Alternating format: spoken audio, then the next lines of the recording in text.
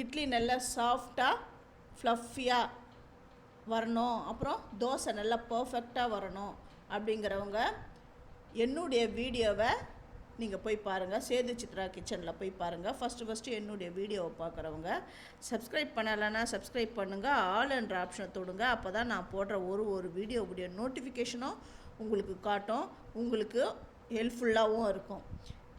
எப்படி அரைச்சா, அதாவது எப்படி ஒன்றாலும் நம்ம இட்லி அரைச்சாலும் நல்லா பர்ஃபெக்டாக வந்துடும். அது எப்படிங்கிறத அந்த கரெக்டாக நான் சொல்லியிருக்கேன். அதாவது உளுந்து தனியாக அரிசி தனியாலாம் நான் அரைக்கலை, ரெண்டுமே ஒன்று சேர்த்து தான் நான் அரைச்சேன்.